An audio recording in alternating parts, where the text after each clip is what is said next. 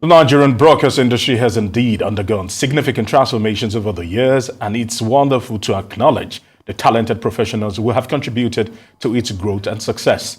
These individuals have demonstrated exceptional skill, dedication, and passion for their craft, helping to shape the industry into the vibrant and dynamic sector it is today. From veteran broadcasters to new generations of media professionals, the industry has been blessed with numerous talented individuals who have made a lasting impact.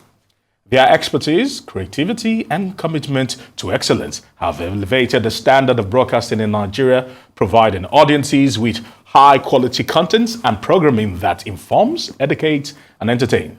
Among these broadcasting shining light is Bimbo Oloyede, who has been a broadcast professional for nearly 5 decades. She is an author, trainer, and executive coach. She is a pioneer member of NTA's network news team and the first woman to cast network news on Nigerian television. Bimbo Oloyede has anchored hundreds of news bulletins and presented scores of live TV shows for the public and private sector at state, national, and international levels. She is the CEO and lead consultant at Strictly Speaking, and she joins us now here on the Rise News. I want to say thank you very much, Ma. Thank you very much. It's good to be here. Welcome. Thank you. And I must say that it's a privilege to be in the midst of greatness. And we also, because Arise actually was there for your birthday, and when you celebrated, we were really happy to. That's right. It was nice to have you guys there, and nice to see my colleagues and friends in the industry. Beautiful. And so talk to us. Broadcasting, you've literally seen the evolution, or some would say metamorphosis, so to speak. For you, do you wish that probably would have kept things with the way they were? Or do you think the way forward and what we're seeing right now in this evolution is better for the industry? I think the evolution and the metamorphosis is actually better for the industry in many ways. But I also think that there are some things that we did in the past, or some maybe attitudes that we had in the past that could still endure. I think we probably need to have a marriage of the old and the new going forward. I think that's what I would say to answer that question. Yeah. All right, so more about you. You're an author, training and executive coach. And how do you mix all of these activities, especially as a CEO, lead consultant at Strictly Speaking? The truth is that they're all related to each other. As you're doing one, something else comes up, which is complementary, if you like, to what is being done. For instance, during the days when I was a news anchor, sometimes I was invited to moderate events, sometimes I was asked to host events. In the midst of that, there would be opportunities where different groups of people were undergoing training, journalists, corporates, corporate executives. So it seems as if it's a lot that is going on, but in truth, they are all related to each other. Every aspect of these activities that you've mentioned, they all feed off each other.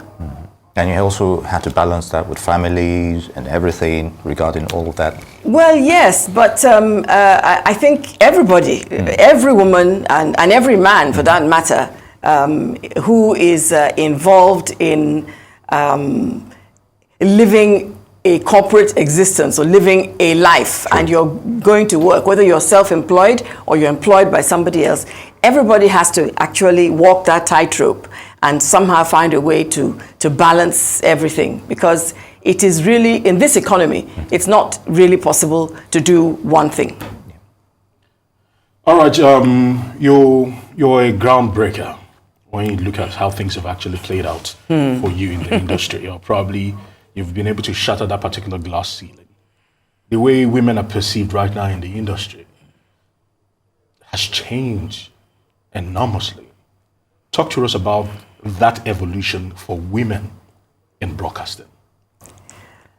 I would say that, when we started, it was an experiment, but a calculated experiment.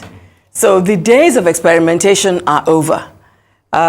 We, I think, set the pace for many young women who probably had never thought of broadcasting as a possible career, or even journalism as a possible career, or even if they had thought of it, the idea of suggesting it to their parents was probably one that they shied away from.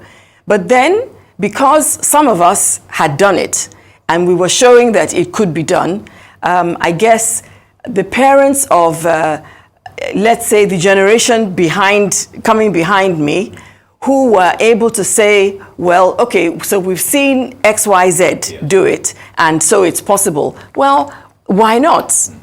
Have a go. So I would say that the attitude of young women in broadcasting or in journalism today is actually no less serious than it was when we started. It's just that now it's much more competitive.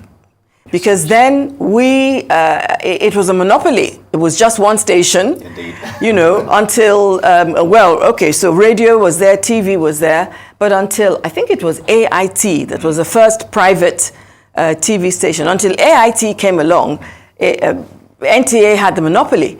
So, but now there are so many stations. And the competition is pretty fierce. Airtime is expensive, and advertisers are looking for where to slot in their adverts to make sure that they get the highest number of eyeballs. So the competition is there. It's a question now of what is the nature of the station that you're working in. What is the style that you have, or that you choose to have, and how are you going to hone your skills to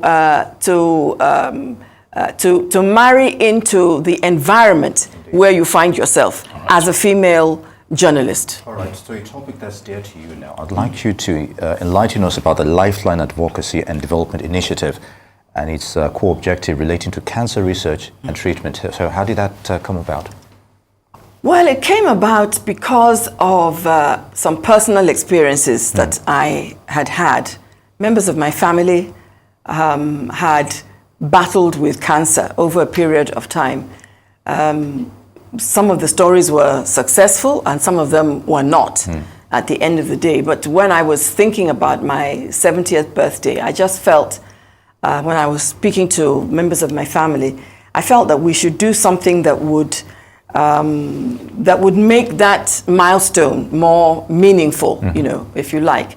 And so we felt that we would establish a cancer fund, and we did, and we launched it on my birthday, and we're hoping to raise 100 million naira so that we can make contributions towards cancer research, as well as buying equipment for public hospitals. We want to assist those who are going through the discomfort of cancer on treatment days in public hospitals. We want to see how we can make them more comfortable.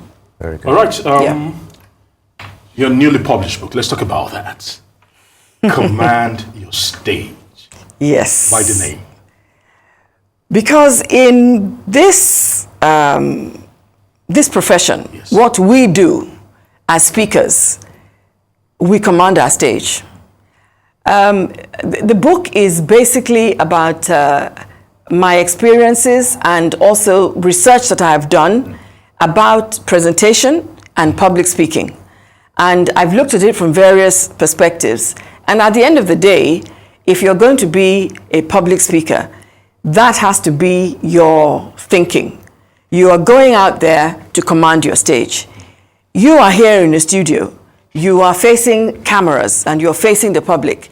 If you are not commanding your stage, you're not going to make impact. You will not be taken seriously. You will not be seen as credible TV presenters and news anchors. So that's why the book is called Command Your Stage. Indeed. Lovely. So what message do you have for those aspiring to venture in the broadcast sector in Nigeria currently? Well, let me start with that title. I think that has to be the ultimate aim, to command your stage. However, there's a process that you have to go through to get you to the point where you actually can command your stage. And it is a process that I don't think you can navigate it, but I don't think there are shortcuts. I think there are certain things that you must do. You must prepare, you must train, you must work, you must read, you must practice, you must rehearse, a lot of things like that. With the addition of being creative, the addition of having a certain objective, because you don't present unless, well, you don't present for the sake of it. There's supposed to be an objective at the end of the day. You are supposed to know why it is that that presentation is being done. So these are all the processes that you have to go through. So if you are a young person and you want to get into broadcasting, then you have to understand that it is a serious business. It is not, it's not a joke. It is not for the faint-hearted, because you won't last. You have to have a scientific approach to it. You have to have an artistic approach to it. You also have to have an academic approach to it, because at the end of the day, there are messages that need to be put across and people must understand them. So there are sacrifices that you have to make to ensure that those messages are understood at the end of the day. So it's not just that you're a handsome man. It's not just that you're a pretty girl. There's much more to it. Indeed. All right. Since you mentioned that, because the question would be, those who engage, because we spoke about evolution, those who engage in podcasts and social media, social media journalism, as some would put it. Yes.